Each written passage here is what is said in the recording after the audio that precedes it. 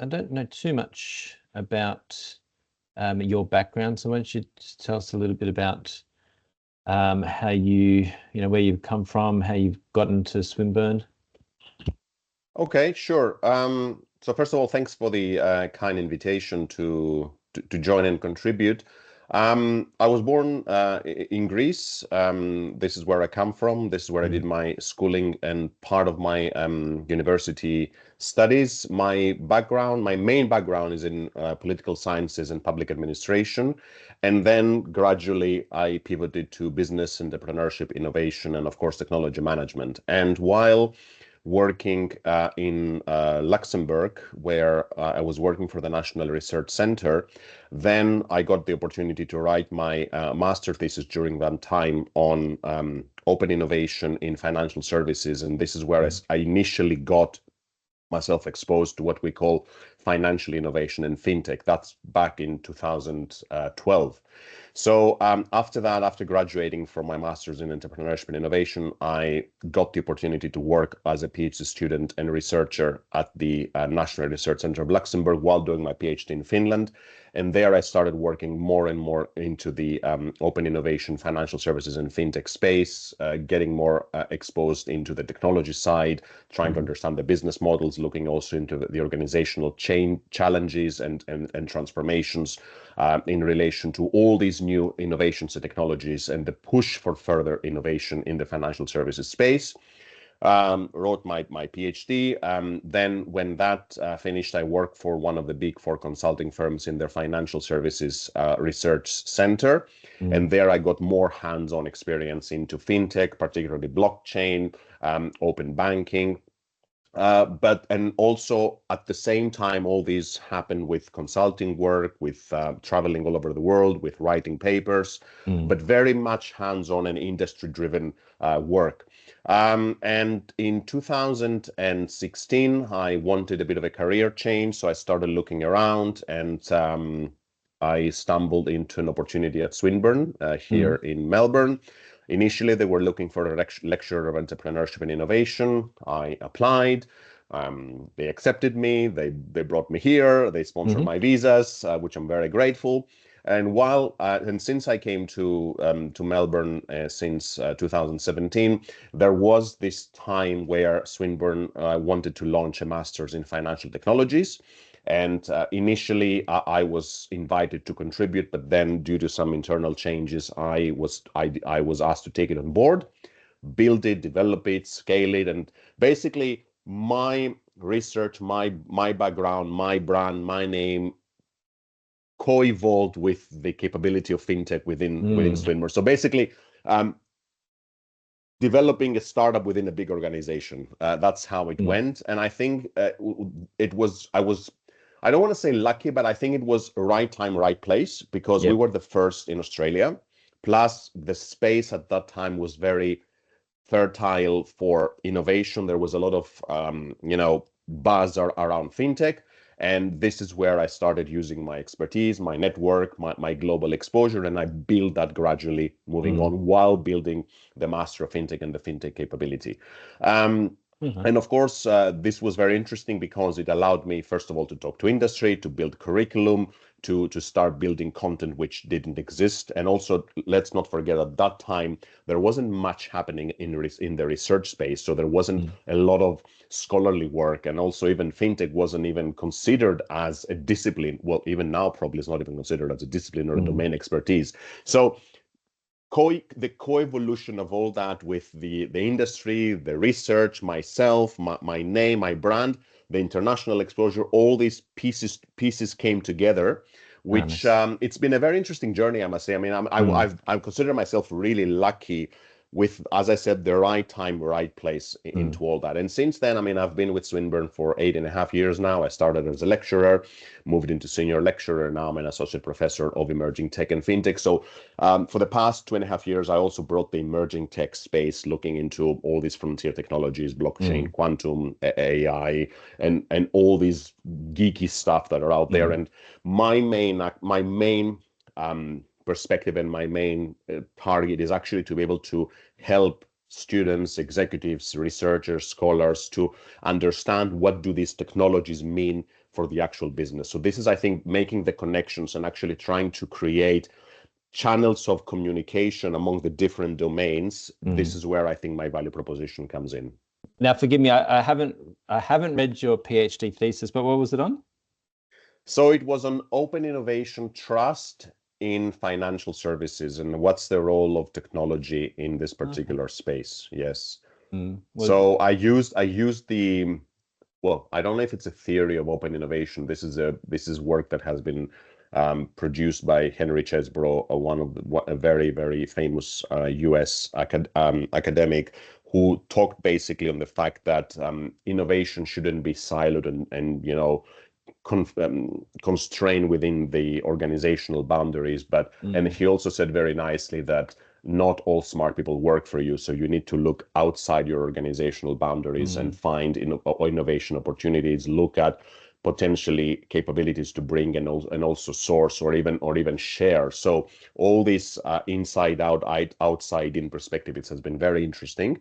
And this is where I started linking the notion of trust. How do you actually build inter-organizational trust to ensure you've got these innovation inflows and outflows in financial services? What does it mean from an organizational standpoint, but also where does technology and fintech come in to complement this particular inflow and outflow of innovation, of values, of technological artifacts, of organizational knowledge, culture, and all this. And did you find any big barriers to that kind of flow? I would say the biggest barrier is culture. It's also legacy systems. It's also regulation is a big one, especially in financial services. But I would say also organizational structures and the way people understand what does sharing mean, and also the fear of sharing and the fear of even revealing information that might alter competition. So I think these elements have been, I would say, the main barriers. But it's also the fact that and I think in our research has progressed into the open innovation space. I don't really follow that space any longer, but at that time, even the notion of open innovation was quite elusive. So people understand it differently, and organizations would implement it differently. There were also some failed cases, which primarily happened with the fact that organizations thought that, okay, let's do open innovation for a fast track commercialization or a fast track gain of competitive advantage without having the organizational readiness or the cultural readiness or the trust readiness. And of course, it failed. Yep. Oh, very interesting. Yeah, change management is obviously a very big issue and topic.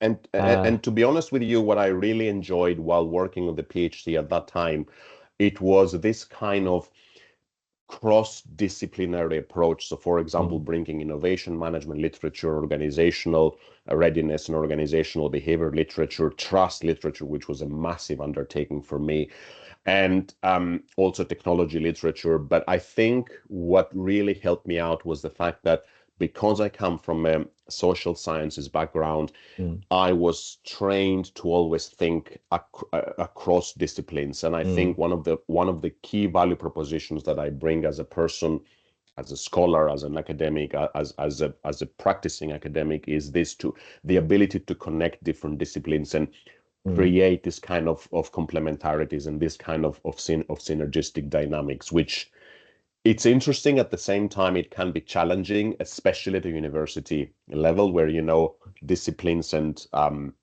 domains are not even only siloed, but they're also quite protective. Yes. So and I saw that when I joined Swinburne, but also when you talk to lots of colleagues, not only at Swinburne but also in other universities, that they see things from their domain expertise, but then that expertise cannot be channeled into tangible insights for the industry. And also for me, this is always important to see what does it mean. This is where I really try to focus on what does this actually mean. Of course, then theory comes in, research comes in, methodology comes in, which is absolutely important from a scholarly perspective. But at the end of the day, when you want to deal with industry, you really have to have this language of what does it mean for me, for my business, for my business model, and how can I actually make money out of it? Because industry, this is what it is.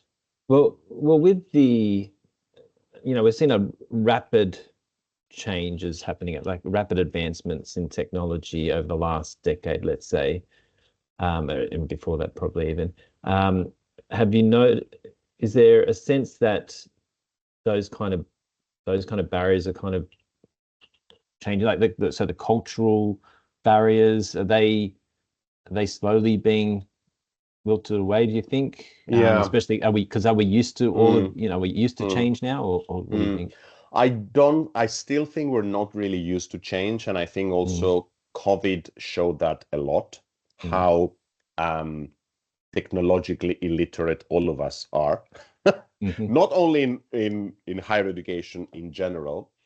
I mean, as I told you, my main focus is on financial services and the public sector. The financial services is a very highly regulated industry, as you know very well. So there, it's very difficult to make change because you have to make sure you are compliant. So basically, this is why I think the fintech started proliferating, at least at the very beginning, when there was no real regulation to support that. The public sector is another arm, which I'm happy to discuss with you.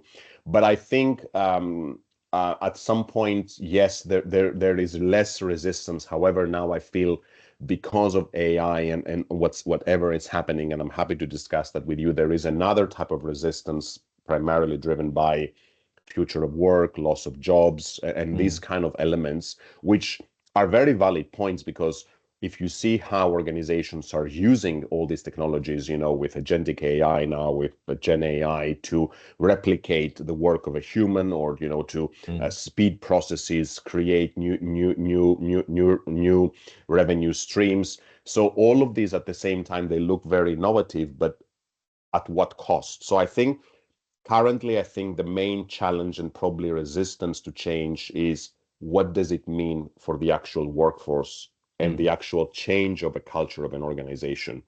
Are we moving into a space where the culture of an organization is algorithmic, or is it still human, or is it something more hybrid? And I think this is where we're still seeking answers. And this is where I think there is a lot of work happening from the ethics standpoint, from the ESG standpoint, from the societal standpoint. So I think I wrote that into my PhD years ago, and it's very funny because still sometimes when I read aspects into this, I still see there is so many things that I said during that time, they're still applicable nowadays, especially in relation to the fact that problems remain the same. Is just currently, I think what technology tries to do is to actually unpack hidden or less important elements that we're not taking into account. For example, in the past, if you talk about culture, if you talk about, knowledge, they weren't very important, but now they are becoming way more important. So that's interesting. So it seems like the more human side of things is becoming more important as technology. Absolutely. So if I go back to my PhD thesis, it was all around the human side of all this, the human side of open innovation, the human side of trust, the human side of fintech. So bringing back, and I keep on saying that into all my talks, it's very important to bring back the humanities into the equation. So, and that's something we have forgotten for a very long time. So maybe now the pressure from technology is actually puts additional pressure to bring humanities back.